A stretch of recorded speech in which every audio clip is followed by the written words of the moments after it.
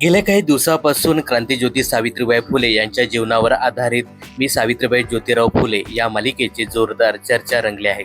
कमी टीआरपी अभावी स्टार प्रॉने ही मालिका बंद करण्याचा निर्णय घेतला. अखेर 14 जून रोजी या मालिकेचा स्टार प्रॉर शेवटचा भाग प्रदर्शित झाला.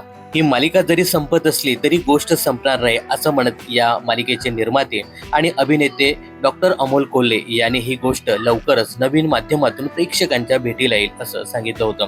अखेर 2 दिवसापूर्वी एक व्हिडिओ शेअर करत त्याने नवीन माध्यम देखील जाहीर केलं. येत्या 20 जून पासून ही मालिका मराठी वारसा या यूट्यूब चॅनलवर प्रसारित केली जाणार आहे. मराठी वारसा या यूट्यूब चॅनलवर बुधवार आणि शनिवारी संध्याकाळी 6:30 वाजता ही मालिका प्रसारित होणार आहे. अशातच आता या मालिकेचा एक नवा प्रोमो समोर आलाय, ज्यामध्ये डॉक्टर बाबासाहेब आंबेडकर, महात्मा गांधी पाहायला मिळतात. मात्र यामध्ये सावित्रीबाईंची भूमिका साकारणारी अभिनेत्री मधुराणी प्रभुळकर यांची एक्झिट झाल्याचं पाहायला मिळतंय. सावित्रीबाईंच्या भूमिकेत आता अभिनेत्री क्षमा देशपांडे ही दिसणार आहे.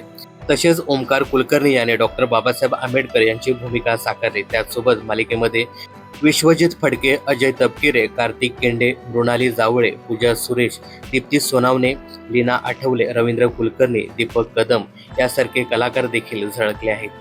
दरम्यान या मालिकेतून मधुराणी प्रभुळकर यांनी एक्झिट घेतल्यानंतर काही प्रेक्षकांनी नाराजी व्यक्त केली आहे. तसेच या नव्या प्रोमोला चांगला प्रतिसाद देखील पाहायला मिळतो. तर मी सावित्रीबाई ज्योतिराव फुले या मालिकेतून सावित्रीबाईंची भूमिका साकारणारी अभिनेत्री मधुराणी प्रभुळकर यांची एक्झिट झाली असून या मालिकेत अभिनेत्री क्षमा देशपांडे ह्या आता सावित्रीबाईंची भूमिका साकारताना दिसणार. याबद्दल तुम्हाला काय सांगायचं, यासोबतच या मालिकेबद्दल तुमचं काय मत आहे हे कमेंट्स करून नक्की सांगा.